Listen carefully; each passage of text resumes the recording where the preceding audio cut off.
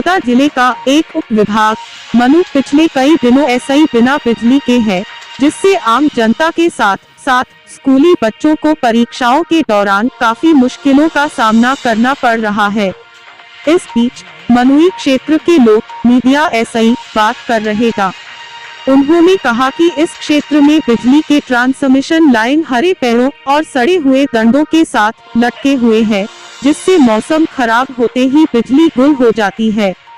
उन्होंने कहा कि बिजली विभाग के कर्मचारियों द्वारा कई बार इस क्षेत्र का अध्ययन किया गया है।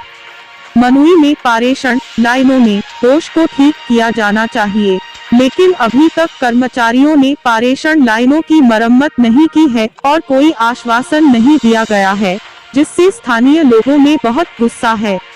उन्होंने बिजली विभाग के शीर्ष अधिकारियों ऐसे ही अपील की। उन्होंने कहा कि अगर बिजली आपूर्ति व्यवस्था को दुरुस्त नहीं किया गया तो मनु इलाके में भीषण विरोध होगा।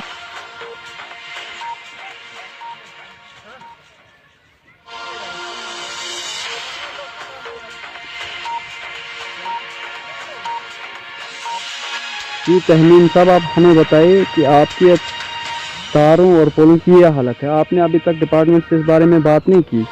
देखो, हमने 3-4 पहले तार गिरी, अब लगातार जो है 3-4 दिनों से तार मतलब एक या दो जगहों से जो है टूट रही है, क्योंकि हमारी जो तार है वो बिल्कुल कमज़ोर है। यहाँ पे हमने 3-4 बार उनको फ़ोन भी किया, डिपार्टमेंट से बात भी की, लेकिन अभी तक उन्होंने कोई भी मतलब ऐसा स्टेप नहीं लिया कि जो है कोई तार जो है दी जाए या कोई मतलब किसी पोल जो अभी देखो आप अगर जनरल लाइन की बात करें तो हमारे पास जो है मतलब बिल्कुल जो लकड़ी के पोल लगे हुए हैं 1-2 सालों से वो अब जो है सड़ गए हैं, मतलब गिरने को तैयार हैं। कल को अगर कुछ भी हादसा हो सकता है यहाँ पे, तो उसके लिए कौन जिम्मेदार रहेगा? हमारा तो मानना यही रहेगा, इसलिए मतलब पूरा डिपार्टमेंट जो है वो जिम्मेदार रहेगा, क्योंकि यहाँ पे जो है लोकल बंदे जो है काम कर रहे हैं 3-4 दिनों से कंटिन्यूसली। अस्सलाम वालेकुम। मैं एक बार फिर से बिजली डिपार्टमेंट को वार्न करता हूँ, हमें मजबूर ना करे रोडों पर आने के लिए, हमें मजबूर ना करे कुछ गलत स्टेप उठाने के लिए। देखिए कितनी बुरी हालत है यहाँ के। ये देखिए यहाँ का पोल है, अगर थोड़ी सी बर्फ़ गिर जाती है तो इसका क्या हाल हो जाएगा। तो 3-4 दिन पहले हमने मीडिया से बात करते हुए कहा था कि यहाँ तार और पोलों की सख्त ज़रूरत है।